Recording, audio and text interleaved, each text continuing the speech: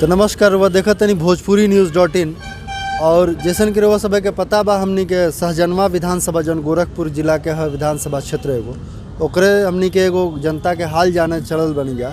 और वही बीच में हमनी के साथे बसपा के जौन प्रत्याशी बनी सुधीर सिंह जी वहाँ के मिल गई यहाँ आई यहाँ से जानल जाओ कि यहाँ के क्षेत्र में घूमत तनी विधानसभा प्रत्याशी के तौर पर दावेदारी पेश किले बनी तो का 5 गो प्रमुख मुद्दा रहे जौना के लेकर चुनाव में उतरल बा। जी हमारा सबसे पहला मुद्दा है यहाँ के रोज़गार का मुद्दा, यहाँ पर सर्किल रेट का मुद्दा। अभी आप देखे होंगे पिछले 30 साल से यहाँ पे सर्किल रेट का दाम बढ़ा ही नहीं। 18,000 रुपया डिसमिल के हिसाब से जो है यहाँ पर ज़मीन का रेट है, सर्किल रेट है। आप मुझे बता दीजिए 18,000 रुपया में क्या हो रहा है इस दुनिया में।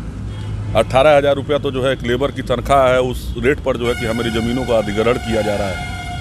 और जब इस पे थोड़ा सा किसान आवाज़ उठाएं तो उसको 4 गुना कर दिया गया, 4 गुना करके उसको 72,000 रुपया कर दिया गया। 72,000 रुपया डिसमिल के हिसाब से हमसे ज़मीनें ली जाती हैं और जब हमारे ही लोग उस ज़मीन को वापस खरीदने जाते हैं तो बस उस पर गीड़ा का मोहर लगाकर उसको 7.5 लाख 8 लाख रुपया डिसमिल के हिसाब से दिया जाता है। ये अत्याचार निश्चित रूप से नहीं चलेगा। मेरा जो मैं विधायक हूँगा, सबसे पहला मेरा मुद्दा सर्किल रेट का रहेगा। दूसरा मुद्दा मेरा यहाँ पर है कि सबसे बड़ा मुद्दा जो है रोज़गार का मुद्दा। यहाँ पर जो है फैक्ट्रियाँ तो हैं, ज़मीनें भी हमारी ली जाती हैं और ज़मीनें भी हमारी ली जाती हैं 72,000 रुपये डिसमिल पे। और जितना भी प्रदूषण है वो भी हम झेलते हैं। प्रदूषण की बात कर ली जाए तो आप आमी नदी और सब कुछ देखेंगे, वो सारा जो है कि जनजीवन पूरा जो है अस्त व्यस्त पड़ा हुआ है प्रदूषण की वजह से। आप देखेंगे तो जो है सारे छत पर जो राख का ढेर लगा रहता है। तो ये जो है कि ये सारी चीज़ें हैं। मगर रोज़गार की जब बात की जाती है तो यहाँ पर ये लोग जो है बाहरी लोगों को रखते हैं और यहाँ के लोगों को रखते ही नहीं है। 35 किलोमीटर के अंदर के लोग को नहीं रखेंगे।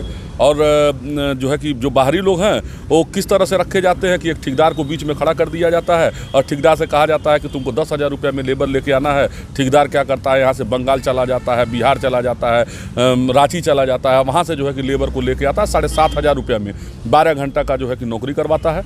और नौकरी कराने के बाद वो उसका खून चूसने का जो ये लोग काम कर रहे हैं, निश्चित रूप से ये जो है मैं विधायक हूँगा तो नहीं होगा। 50% कम से कम जो है कि लोकल लोगों को वो लोग रोज़गार दें और जो सरकारी मूल्य है 12 से 14,000 रुपया उनका पेमेंट दे, 8 से 10 घंटा जो है कि नौकरी करवाएं।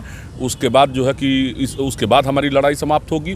तीसरा मुद्दा हमारा है, तीसरा मुद्दा आप जो है कि अभी देखे होंगे फैक्ट्रियों से जितने भी राख निकलते हैं उस वजह से जो है आमी नदी का पूरा पानी काला पड़ा हुआ है, जिसकी वजह से जो है कि जनजीवन अस्त व्यस्त है। जिसकी वजह से जो है कि आप अभी गोभी का वो लगवा दीजिए खेत में और उसके बाद गोभी पे चलवा दीजिए, सारा गोभी ख़त्म हो जाएगा। तो उसके सफाई के मुद्दे का मामला है, उस पर आप देखिए अमटौरा, बनौरा, कटका, बेलवादारी, ये सारा गांव जो है बाढ़ से ग्रसित हो जाता है। और बाढ़ से ग्रसित हो जाता है वहाँ पे अगर बंधा बनवाया जाए तो निश्चित रूप से जहाँ पे 18,000 करोड़ रुपया जो है भारतीय जनता पार्टी अपने जो है किसी विज्ञापन में खर्च करती है, तो एक बंधा बनवाना चाहिए उनको यहाँ पर, जिससे यहाँ पे जो भी स्थानीय लोगों को लगातार जो है कि 50 गांव के लोगों को जो परेशानी हो रही है वो ना हो।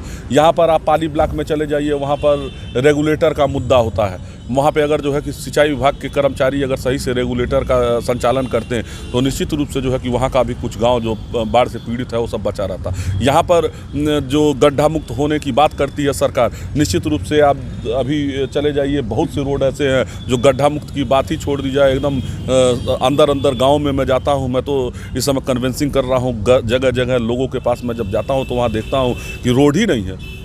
और इसका जो है प्रमाण लेना हो तो आप सीधे बहुत से गांव ऐसे हैं, मैं लिख के आपको दे दूंगा, आप जाके देख लीजिएगा कि वहाँ पे रोड है कि नहीं है। गड्ढा मुक्त की बात, अगर गड्ढा मुक्त का पोल खोलना है तो भीटी से आप शुरू कीजिए और कटसारा तक चले जाइए, अपने आप जो है कि आपको गड्ढा मुक्त प्रदेश के बारे में पता चल जाएगा।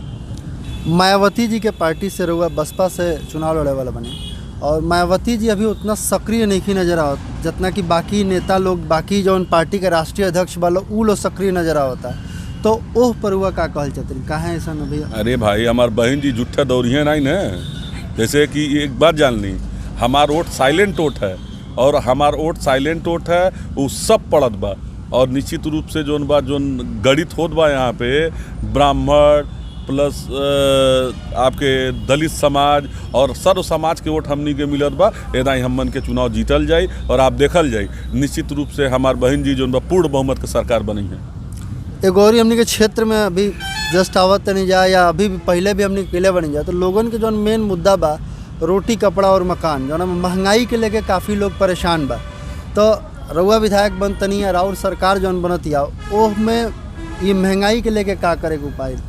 भाई सबसे पहला मेरा मुद्दा मैं बता दिया, यहाँ रोजगार का मुद्दा रहेगा। अगर रोजगार होगा तो निश्चित रूप से महंगाई से लड़ने की क्षमता सबको आएगी और हमारा सरकार बनता है तो निश्चित रूप से महंगाई भी कम करवाने के लिए इनकी जितनी भी जो है कि गलत नीतियाँ रही हैं भारतीय जनता पार्टी की, नोटबंदी से लेकर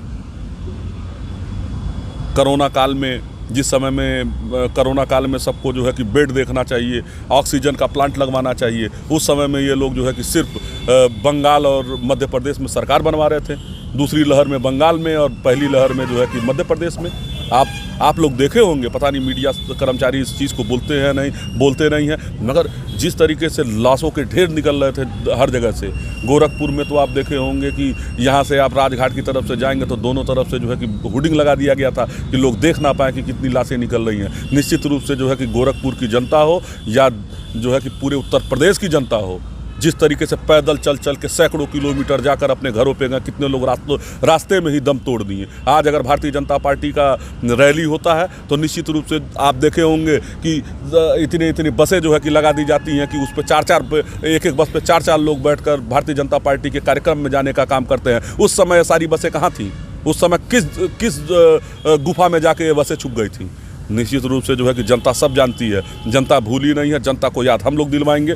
निश्चित रूप से आप बहुजन समाज पार्टी की सरकार बनेगी और आप देखेंगे कि बहुजन समाज पार्टी की सरकार बनेगी, महंगाई पे कंट्रोल होगा, रोजगार होगा, हर जगह जो है कि स्वच्छ वातावरण होगा। बहुत बहुत धन्यवाद सुधीर जी।